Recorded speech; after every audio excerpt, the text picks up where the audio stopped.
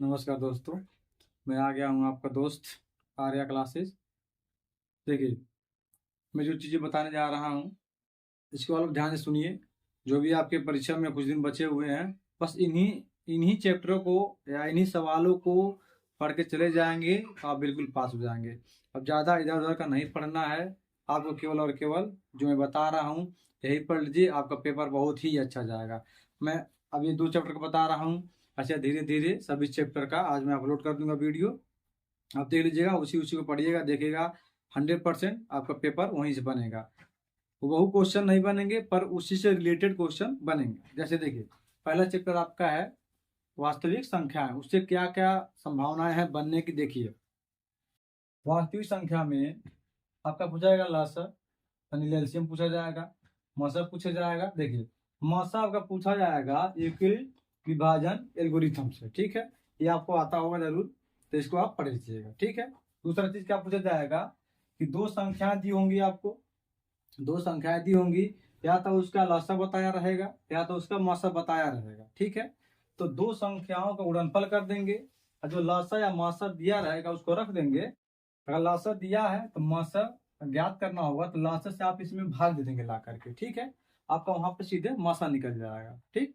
अगला चीज इसमें और क्या आएगा, वास्तविक संख्या में दशमलव प्रसार आएगा। दशमलव प्रसार में क्या होगा, आपसे पूछा जाएगा कि ये शांत दशमलव है अथवा अशांत दशमलव है। तो हम मैं आपको बता दूं छोटा सा, अगर किसी के हर के नीचे हर में 2 या 5 या 2 5 गुणनफल होता है तो संख्या क्या होती है, शांत होती है। अगर ऐसा नहीं होता है तो अशांत हो जाती है। और दूसरी चीज ध्यान रखना आपको, परिमेय संख्या ध्यान रखना है, ठीक है। पी बाई क्यू में जो संख्या लिखी जाएंगी और वह रूट के अंदर ना हो, रूट के अंदर हो भी तो वह पूर्ण संख्या हो, तो ये सब परिमेय संख्या आप पढ़े होंगे, तो उसके बारे में ध्यान रखना है, ठीक है।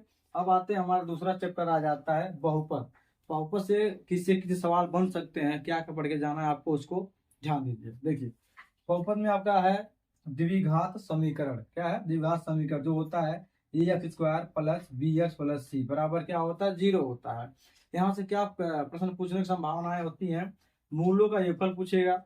हमने मान लिया मूलों का योगफल में अल्फा प्लस बीटा है, क्या है, अल्फा प्लस बीटा है, तो इसका क्या होता है -b/a। अगर आप रख देते हैं -b/a, आप जानेंगे कहाँ से, देखिए माइनस आगे लगा दिए, एक्स का गुणांक देखिए यहाँ पे, एक्स का गुणांक क्या है, b है, तो ही माइनस का b हो गया है। x² के गुणांक, x² यहाँ है यानी a है इसके साथ में, यानी कोई संख्या रहेगी आपके साथ में, यानी जो भी क्वेश्चन दिया जाएगा उसमें आपको एक संख्या दी रहेगी इसके साथ में, तो आप वहां से मूलों का योगफल ज्ञात कर लेंगे। उसी तरीके से मूलों का क्या होगा, गुणनफल होगा। जैसे अल्फा इंटू बीटा, मान लिया हमने क्या, अल्फा और बीटा क्या उसका मूल है, तो मूलों का गुणनफल होगा c/a, या उसी को कहते हैं अचर पद बटे x² का गुणांक। अचर पद क्या है, यही c का जो मान है वो अचर पद होता है। जैसे मान लीजिए ये है ना, ये क्या है, ये एक अचर पद है, क्या है, ये अचर पद है, तो c/a रख देंगे, तो हमारा आपका वहां पे क्या आ जाए, मूलों का गुणनफल प्राप्त हो जाएगा। यहाँ से आपको छोटा छोटा क्वेश्चन पूछा जाता है। अगला क्वेश्चन कहाँ संभावना होती है पूछने की, द्विघात बहुपद ज्ञात करना। कभी कभी क्या होता है, आपको मूल दे देता है और कहता है इसका क्या करिए, द्विघात समीकरण बताइए क्या हो सकता है।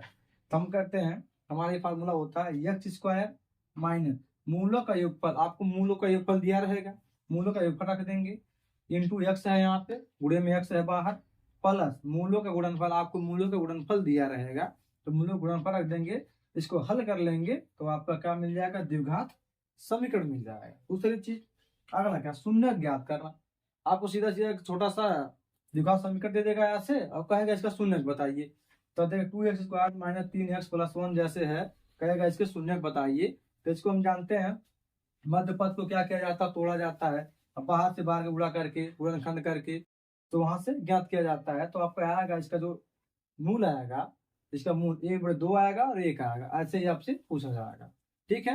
अभी और भी वीडियो आपके अपलोड होंगे, ठीक है। तब तक के लिए धन्यवाद, बने रहिए। और आज सभी वीडियो अपलोड हो जाएंगे जो इम्पोर्टेंट होंगे 1 से लेकर के लास्ट चैप्टर तक, ठीक ना। जो भी इम्पोर्टेंट होते रहेंगे आपको मैं सेंड करता रहूंगा।